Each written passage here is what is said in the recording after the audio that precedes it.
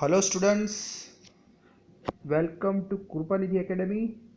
Myself Nimish sir, and today I am uploading part 3, and I hope that you have gone through my previous part 1 and part 2, and today I am uploading part 3 for you guys. So let's begin. तो आज हम चालू करेंगे importance of management students. Importance का मतलब क्या होता है? Importance means advantage. Importance means advantage मतलब उसके बेनिफिट्स, उसके लाभ, उसके फ़ायदे. अगर आप मैनेजमेंट करते हो तो आपको क्या क्या बेनिफिट्स मिलने वाले हैं. And it will be ask in 3 marks. See I have written for you 3 marks. तो ये जो क्वेश्चन है ये मैक्सिमम 3 मार्क्स का आ सकता है आपके बोर्ड्स एग्जाम में. और जो भी मैं आपको टॉपिक पढ़ा रहा हूँ स्टूडेंट्स, सब मैं आपको डिटेल में एक एक वर्ड एक्सप्लेन कर रहा हूँ, बिकॉज मेरा मोटो है कि आप बोर्ड्स में अच्छा परफॉर्म कर सको. तो हम स्टार्ट करेंगे इम्पोर्टेंस ऑफ मैनेजमेंट. पहले हम पढ़ेंगे कि जो मैनेजमेंट है वो मॉडर्न टाइम में बहुत ही ज़्यादा इंपॉर्टेंट रोल प्ले कर रहा है. You know modern time means 21st century. हम लोग 21st सेंचुरी में रह रहे हैं और आज बिजनेस करना हो तो मैनेजमेंट करना बहुत ज़रूरी है. और मैंने आपको ये भी बताया था कि management is a universal process. Management सिर्फ हम बिजनेस में ही नहीं देख रहे हैं, हम हमारे घर में भी मैनेजमेंट करते हैं. आपके फादर्स भी मैनेजमेंट करते होंगे. जब मंथ एंड होता है तो जब आपके पापा के पास सैलरी आती है तो कहाँ कहाँ खर्च करना, तो देखो वो पैसे का फाइनेंशियल मैनेजमेंट कर रहे हैं. बच्चों की एजुकेशन पे, घर का खर्चा, इलेक्ट्रिसिटी का, गैस का. तो ये सब हम जो खर्चा करते हैं, एक एक रुपये बचाते हैं, सेविंग्स करते हैं, बैंक में जब बचत करते हैं, ये सब भी एक मैनेजमेंट का पार्ट है. तो सक्सेस और failure of any business activity depend on management. अगर आपका बिजनेस आगे बढ़ रहा है तो वो भी मैनेजमेंट की वजह से ही बढ़ रहा है. और अगर आपका बिजनेस फेल हो गया है तो समझ लेना आपने मैनेजमेंट ठीक तरह से नहीं किया. अगर आप प्रॉपर तरीके से मैनेजमेंट करोगे तभी जाके आपका बिजनेस आगे बढ़ेगा, नहीं तो फेल हो जाएगा, बंद करना पड़ेगा, क्लोज करना पड़ेगा. If management contain limitations despite the availability of modern and sufficient resources is maximum utilization is not possible. See, अगर आपके पास resources है, आपके पास बहुत रिसोर्सेज है, आपके पास बहुत कैपिटल है, आपके पास बहुत टेक्नोलॉजी है, आपके पास जो वर्कर्स है वो भी बहुत इंटेलिजेंट है, पर आपने मैनेजमेंट नहीं किया, ठीक तरह से उसको मैनेज नहीं किया, तो क्या होगा? सब वेस्ट हो जाएगा. So the layout of machinery is there, but it has its drawbacks. Efficient human resources is there, but its management is not proper. See, you have a technology, proper technology, automatic technology आपके पास है जो आपने foreign से मंगाई है. आपके पास resources है, human resources है. ह्यूमन रिसोर्सेज का मतलब होता है आपके पास स्किल्ड वर्कर है, पर उसका मैनेजमेंट नहीं कर पा रहे आप, तो आपका बिजनेस तो फेल हो गया ना. मतलब क्या हुआ? तो यार आपके पास सब है, आपके पास सारे रिसोर्सेज है. You have a land, you have a labour, you have a capital, but उसको मैनेज करना नहीं आ रहा, तो क्या होगा? Business will close down. तो हम लोग एक एक करके इसके पॉइंट्स पढ़ेंगे. फर्स्ट हम लोग पहले पॉइंट समझ लेंगे. I have written in the notes. Necessary in every field. Necessary in every field मतलब इट इज़ यूनिवर्सल. मैंने आपको बताया था मैनेजमेंट सब जगह अवेलेबल है, कहीं भी चले जाओ. Then optimum utilisation of resources. आप मैनेजमेंट का मैक्सिमम यूज़ कर सकते हो. मैनेजमेंट से आप अपने रिसोर्सेज को मैक्सिमम यूज़ कर सकते हो प्रॉपर तरीके से. Then third, accomplishment of objective. Management आपके गोल पूरा करने में बहुत इंपॉर्टेंट रोल प्ले करेगा. जो आपने टारगेट सेट किया है उसे अचीव करने में मैनेजमेंट बहुत बड़ा योगदान देगा. Useful for the success of business. अगर आप अपने बिजनेस को आगे बढ़ाना चाहते हो तब भी मैनेजमेंट ही आपके बिजनेस को सक्सेस करेगा. Increase in job opportunities. लोगों को ज़्यादा से ज़्यादा काम पे रखना, देश में से गरीबी हटाना, लोगों को काम देना, उनका स्टैंडर्ड ऑफ लिविंग बढ़ाना, वो भी मैनेजमेंट ही करता है। मैनेजमेंट अगर आप अच्छे तरीक़े से करोगे तो आपकी कंपनी जो है वो लार्ज स्केल कंपनी में कन्वर्ट हो जाएगी और आप लोगों को काम पे रखोगे तो देश में से गरीबी दूर होगी। इंक्रीज इन प्रॉफिट, कंपनी का प्रॉफिट बढ़ेगा कब? जब मैनेजमेंट अच्छा होगा। सोशल बेनिफिट, सोसाइटी में लोगों को सस्ते दाम में अच्छी क्वालिटी का सामान मिलेगा, पर वो तब कब मिलेगा? मैनेजमेंट अच्छी तरीके से हुआ, आपने रिसोर्सेज को वेस्ट नहीं किया। आपने अपने रिसोर्सेज को वेस्ट नहीं किया तो क्या होगा? आप क्वालिटी का सामान बनाओगे और वो भी कम दाम में बेचोगे। और लास्ट में है नेशनल मोटिव, कंट्री का डेवलपमेंट होगा। नेशनल मोटिव का मतलब होता है कंट्री का डेवलपमेंट। यहाँ पे हम सोशल डेवलपमेंट तो कर ही रहे हैं, पर साथ में देश का भी डेवलपमेंट करेंगे। जो हमारे पास रिसोर्सेज है उसका मैक्सिमम यूटिलाइज करके। तो ये सब जो है हमारे इम्पोर्टेंस है और हम इसको एक एक करके एकदम डिटेल में आज पढ़ने वाले हैं। Necessary in every field. Necessary in every field मतलब क्या? मैंने आपको बताया it is a universal process student. Last time भी मैंने आपको बताया था मैनेजमेंट इज़ अवेलेबल एवरीवेयर। आप कहीं भी चले जाओ, रिलीजन में चले जाओ, मतलब कोई धार्मिक स्थल में चले जाओ, कोई मंदिर में चले जाओ, वहाँ पे भी मैनेजमेंट होता है। भगवान की आरती का समय, भक्त अपने भगवान के दर्शन कब करेंगे, ये सब का मैनेजमेंट होता है। कितने बजे से कितने बजे तक भगवान के दर्शन खुले रहेंगे, ये सब मैनेजमेंट का पार्ट है। आर्मी में भी मैनेजमेंट होता है। डिफेंस मतलब आर्मी, अगर आप देखो तो आर्मी में भी मैनेजमेंट होता है स्टूडेंट्स। जैसे सोल्जर्स जो होते हैं, वो अपने दुश्मन पे कैसे अटैक करेंगे। जैसे आपको पता होगा कि हमारे इंडिया वालों ने पाकिस्तान पे सर्जिकल स्ट्राइक किया था, तो उसमें भी मैनेजमेंट था। कितने हमारे सोल्जर्स जाएंगे सर्जिकल स्ट्राइक करने, उनके पास किस तरह के वेपन्स होंगे, आर्म्स एंड एम्यूनिशंस होंगे, ये सब भी एक मैनेजमेंट का पार्ट है। सोसाइटी में भी मैनेजमेंट होता है, पॉलिटिक्स में भी मैनेजमेंट होता है। अभी कोरोना वायरस चल रहा है तो हमारे नरेंद्र मोदी जी देखिए आप कैसे मैनेजमेंट कर रहे हैं। सब जगह लॉकडाउन करके रखा हुआ है जिससे बीमारी कम से कम लोगों को लगे, ये भी एक मैनेजमेंट है। एजुकेशन, हमारे स्कूल्स कॉलेजेस में भी देखो आपने देखा होगा मैनेजमेंट देखने को मिलता है। FA1 स्कूल्स में कब लेनी है, FA2 कब लेनी है, SA1 SA2 कब लेनी है, पेरेंट्स मीटिंग कब लेनी है, बच्चों का रिजल्ट कब बना के देना है। स्पोर्ट्स में भी आपने मैनेजमेंट देखने को मिला होगा। अगर आप क्रिकेट देखते होगे तो उसमें आपने देखा होगा कि भाई उसमें भी मैनेजमेंट करते हैं वो लोग। सामने वाली टीम को कैसे हराना है, किस तरह के प्लेयर्स हमारी टीम में खेलेंगे। साथ साथ में आपको ये प्रोसेस याद रखने हैं जो मैंने आप कोड वर्ड में बताया था। अगर आप मेरा पार्ट 1 देखोगे, इस पार्ट 1 जो आप वीडियो का देखोगे तो उसमें आपको ज़्यादा समझ में आएगा। प्लानिंग, अगर आप ये करोगे तो आपका बिजनेस इजीली आगे बढ़ेगा। प्लानिंग में आपको पहले से ही सब प्लान करके रखना है कि किस तरह के रॉ मटेरियल आप यूज़ करना चाहते हो, किस तरह की टेक्नोलॉजी चाहिए आपको। ऑर्गेनाइजेशन में आप लोगों को पावर दोगे, अथॉरिटी दोगे, रिस्पॉन्सिबिलिटी दोगे। डायरेक्शन में आप लोगों को गाइड करोगे, उनका कॉन्फिडेंस लेवल बढ़ाओगे। कंट्रोलिंग में आप लोगों की मिस्टेक्स को फाइंड करोगे और उसको सॉल्व करोगे, रेक्टिफाई करेंगे। साथ साथ में हमें और भी दूसरे मैनेजमेंट के फंक्शंस याद रखने हैं। कोऑर्डिनेशन भी है इसमें, अगर आपने देखा होगा जो टीम वर्क, सबको मिलके काम करना है। स्टाफिंग, प्रॉपर वर्कर्स को अपॉइंट करना है जिसके पास थोड़ा बहुत नॉलेज हो, जिसके पास एक्सपीरियंस हो। तो ये था फर्स्ट पॉइंट। सेकंड है optimum utilisation of resources. Optimum का मतलब होता है मैक्सिमम यूटिलाइजेशन। आपके पास रिसोर्सेज तो लिमिटेड है, आपके पास ही नहीं पूरी दुनिया में सबके पास रिसोर्सेज लिमिटेड ही होते हैं।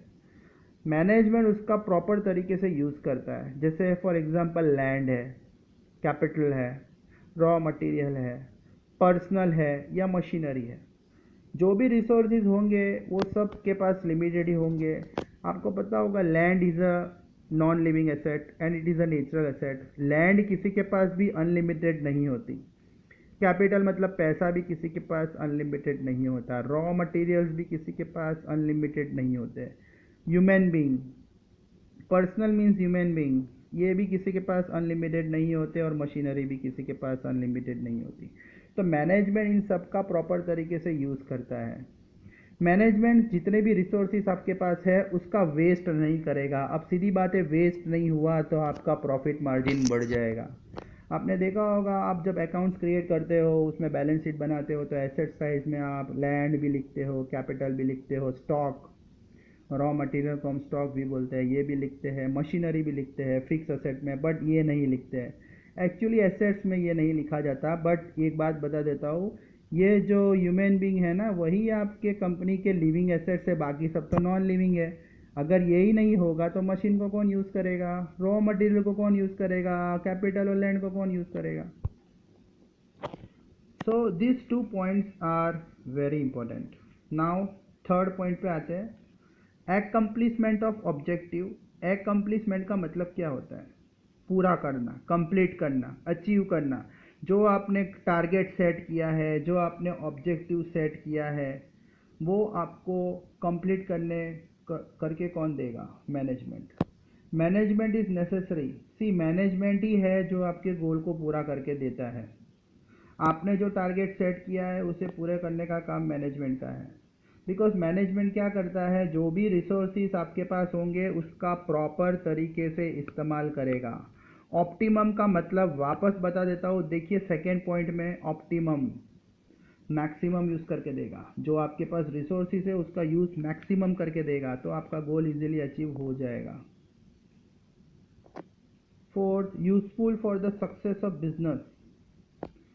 Useful for the success of business, इसका मतलब कोई भी बिजनेस का सक्सेस किस पे डिपेंड है।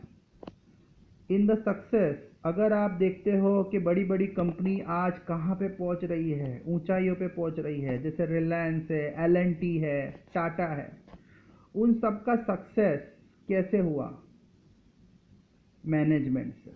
उनका मैनेजमेंट काबिल तारीफ है। मैनेजर्स का मैनेजमेंट अगर आप देखो तो ऐसा है कि वो उनके कंपनी को आगे बढ़ा रहे हैं। सक्सेस और फेलियर ऑफ बिजनेस, अगर आपका बिजनेस आगे बढ़ रहा है या पीछे जा रहा है तो उसके पीछे मैनेजमेंट ही है। अगर स्मॉल कंपनी जो होती है, स्मॉल कंपनी अपने आप को लार्ज में कन्वर्ट कर देती है तो उसका पूरा क्रेडिट मैनेजमेंट को जाता है। फॉर एग्जाम्पल, आपने देखा होगा जो रिलायंस कंपनी के जो मेन ओनर थे, धीरू भाई Ambani, the father of Mukesh Ambani, जब वो बॉम्बे आए थे तो उन्होंने जो कंपनी स्टार्ट की थी रिलायंस की, एकदम लो लेवल पे की थी, पर आज टॉप लेवल पे उनका नाम आता है क्योंकि उनका जो पूरा क्रेडिट है उनके मैनेजमेंट को। उनका जो मैनेजमेंट था धीरू भाई अंबानी का, उसके वजह से आज रिलायंस मानी जाती है। Efficient management help to convert a loss making company into profit making unit. अगर आपका मैनेजमेंट एफिशिएंट है, एफिशिएंट का मतलब ठीक है, प्रॉपर है, अच्छा है, तो जो कंपनी लॉस खा रही है, जिसको लॉस हो रहा है, वो अचानक प्रॉफिट मेकिंग यूनिट हो सकती है। तो ये मैनेजमेंट के कितने सारे बेनिफिट्स हम पढ़ रहे हैं students. Then the fifth is increase in job opportunities. आपको पता होगा देश में गरीबी बहुत है, पॉवर्टी बोलते हैं उसे, पुअरनेस। अनएम्प्लॉयमेंट का मतलब होता है बेरोजगारी, लोगों को काम नहीं मिलता। अगर आपका मैनेजमेंट एफिशिएंट है, प्रॉपर है, तो याद रखना जो स्मॉल इंडस्ट्रीज होगी, और फर्म का मतलब होता है स्मॉल इंडस्ट्रीज। अगर आपकी इंडस्ट्री स्मॉल है, अगर वो कंपनी में क्रिएट हो जाती है, कंपनी का मतलब बड़ी बड़ी कंपनी। कंपनी किसको बोलते हैं, जिसमें बहुत सारे वर्कर्स, मोर देन 500 वर्कर्स काम करते हैं, उसे हम कंपनी बोलते हैं। अगर आपकी कंपनी में कन्वर्ट हो जाती है, अगर आपकी इंडस्ट्रीज कंपनी में कन्वर्ट हो जाती है, तो आप लोगों को काम दोगे, जिसके वजह से देश में से पॉवर्टी खत्म हो जाएगी, गरीबी खत्म हो जाएगी। मतलब आप इनडायरेक्टली हमारे देश की सेवा ही कर रहे हो, बहुत अच्छी बात है, वेलफेयर हो रहा है। अगर इनएफिशिएंट मैनेजमेंट है, इनएफिशिएंट का मतलब होता है आपका मैनेजमेंट इम्प्रॉपर है, ठीक तरीके से आपने मैनेजमेंट नहीं किया, तो हो सकता है कंपनी बंद करनी पड़े, जिसके वजह से देश में छा जाएगी अनएम्प्लॉयमेंट। अनएम्प्लॉयमेंट मतलब बेरोजगारी, देश में गरीबी ही गरीबी देखने को मिलेगी। तो अगर अच्छा मैनेजमेंट करते हैं तो कंट्री का भी डेवलपमेंट होता है। सो नेक्स्ट पॉइंट पे आते हैं, increase in profit. Business unit work with the motive of profit. कोई भी कंपनी हो या कोई भी बिजनेस हो, उसका मेन गोल तो प्रॉफिट कमाना ही है। आपने पढ़ा होगा स्टूडेंट्स 11th स्टैंडर्ड में subject OC first chapter, the main goal of business is profit. और जो सेकेंडरी गोल होता है वो सोशल वेलफेयर होता है। कोई भी बिजनेस में अगर आप प्रॉफिट नहीं कमा रहे हो तो उस बिजनेस का कोई मतलब नहीं है। तो प्रॉफिट कमाने के लिए आपको प्रॉपर मैनेजमेंट करना पड़ेगा। और अगर आपके पास कॉम्पिटेंट मैनेजर है, कॉम्पिटेंट मीन्स इंटेलिजेंट, जिसमें बहुत ही एक्सपर्टनेस भरी पड़ी है, जिसके पास बहुत एक्सपीरियंस है, और जो प्रोफिशिएंट है, प्रोफिशिएंट का मतलब जिसके पास बहुत नॉलेज है, स्किल्ड है, विद देयर इनसाइट, जो अपने कैलकुलेशन से, जो अपने दिमाग से, जो अपने नॉलेज से, प्रोफिशिएंसी का मतलब नॉलेज से आपके बिजनेस का रिसोर्सेज जो आपके पास लिमिटेड है उसका मैक्सिमम यूज़ करेगा, उसे वेस्ट नहीं होने देगा, और आपका प्रॉफिट मार्जिन बढ़ जाएगा। तो मैनेजमेंट प्रॉपर तरीके से किया जाए, प्रॉपर मैनेजर के थ्रू किया जाए, नॉलेजेबल एक्सपर्ट एक्सपीरियंस मैनेजर के साथ, तो प्रॉफिट बढ़ने की संभावना बहुत ज़्यादा है। इसलिए तो बोलते हैं अगर आपको आपके बिजनेस का सक्सेस जानना है तो सक्सेस जानने का इंस्ट्रूमेंट, बैरोमीटर एक तरह का इंस्ट्रूमेंट होता है। मतलब आप अपने लास्ट ईयर के प्रॉफिट को ये साल के साथ कंपेयर करिए, आपको खुद पता पड़ जाएगा कि आपका बिजनेस सक्सेस में जा रहा है या फेलियर में जा रहा है। सेवंथ है सोशल बेनिफिट। सोशल बेनिफिट का मतलब होता है सोशल डेवलपमेंट। कोई भी business, every business is carried as a part of society. अगर हम कोई भी बिजनेस कर रहे हैं तो वो हम सोसाइटी में ही कर रहे हैं, और for the interest of society, और हम सोसाइटी के लिए ही कर रहे हैं। अगर हम कोई भी बिजनेस करेंगे तो वो सोसाइटी में ही करेंगे और सोसाइटी के लिए ही करेंगे, क्योंकि सोसाइटी में से हमें सारे रिसोर्सेज मिल रहे हैं। जो भी आपको रॉ मटेरियल मिल रहे हैं, जो लैंड मिल रही है, जो टेक्नोलॉजी मिल रही है, या ह्यूमन बींग मिल रहे हैं, वो सब आए कहाँ से? हवा में से तो नहीं आए, कहीं ऊपर से तो उड़ के नहीं आए, वो आपको सोसाइटी दे रहा है। तो आपको सोसाइटी के फेवर में काम करना है। सोसाइटी का बहुत उपकार है आपके ऊपर। आप इतना पैसा कमा रहे हो, प्रॉफिट कमा रहे हो, तो क्या आप थोड़ा बहुत चैरिटी नहीं कर सकते? आप क्या सोशल वेलफेयर नहीं कर सकते? वेलफेयर ऑफ द सोसाइटी नहीं कर सकते? अब आप बोलोगे सर ये कैसे करेंगे? सीधी बात है, अगर आप गुड्स और सर्विस दे रहे हो या कोई गुड्स प्रोड्यूस कर रहे हो और वो लो कॉस्ट पे करो, रीजनेबल रेट पे करो, क्वालिटी तो देनी ही है बट साथ साथ में कम दाम में देना है, तो आप सोसाइटी का उपकार कर रहे हो। और वेल्थ बढ़ाओ। सोसाइटी में जो वर्कर्स आपके पास आ रहे हैं काम करने के लिए, उनको प्रॉपर सैलरी दो, उनका स्टैंडर्ड ऑफ लिविंग बढ़ाओ, तो उनका वेल्थ भी बढ़ेगा और सोसाइटी का वेलफेयर भी हो जाएगा। लास्ट है नेशनल मोटिव। कंट्री का डेवलपमेंट करना है। पहले तो हमने सोशल डेवलपमेंट तो कर लिया, अभी कंट्री का भी डेवलपमेंट कर लेंगे। जैसे मैनेजमेंट अच्छे तरीके से किया गया होगा तो आपके पास जो ह्यूमन रिसोर्सेज है, जिसके पास नॉलेज नहीं है, अनटैप, अनटैप मतलब अनस्किल्ड वर्कर है, जिसके अंदर आप स्किल डाल सकते हो प्रॉपर ट्रेनिंग देके, नॉलेज देके। अगर आपके पास अच्छा मैनेजमेंट स्किल है तो आपके पास जो भी ह्यूमन रिसोर्सेज होंगे उससे, उसके पास से आप अच्छे से काम करवा पाओगे बाय गिविंग ट्रेनिंग। और जो आपके पास फैक्टर ऑफ प्रोडक्शन है, factor of production students, what is the factor of production? याद करिए 11th स्टैंडर्ड में चैप्टर नंबर 2 में इकोनॉमिक्स में पढ़ा था, land, labour, capital. See, land, capital, personal labour, an entrepreneur मतलब जो सबका यूज करता है, ओनर। अगर आपके पास प्रॉपर फैक्टर ऑफ प्रोडक्शन है तो मैनेजमेंट के थ्रू अच्छे से यूज कर पाओगे और देश का इकोनॉमिकल डेवलपमेंट होगा। अब इकोनॉमिकल डेवलपमेंट कैसे होगा? लोगों के पास पैसा आएगा, कंट्री में सबके पास पैसा होगा। कैसे होगा? आपने अच्छा मैनेजमेंट किया है, आपके थ्रू लोगों को काम मिला है, उनका स्टैंडर्ड बढ़ा है, सोसाइटी में कस्टमर्स को रीजनेबल रेट पे गुड क्वालिटी प्रोडक्ट मिला है, कंट्री का डेवलपमेंट हुआ है, टाइम टू टाइम आप गवर्नमेंट को टैक्स पे कर रहे हो, वही पैसे से सरकार आपके लिए, गरीबों के लिए खर्चा करेगी। तो तीनों तरह से डेवलपमेंट हो रहा है। सो आज ये पार्ट 3 में मैंने इम्पोर्टेंस ऑफ मैनेजमेंट आपको एक्सप्लेन किया। आई होप आपको इजीली समझ में आया होगा।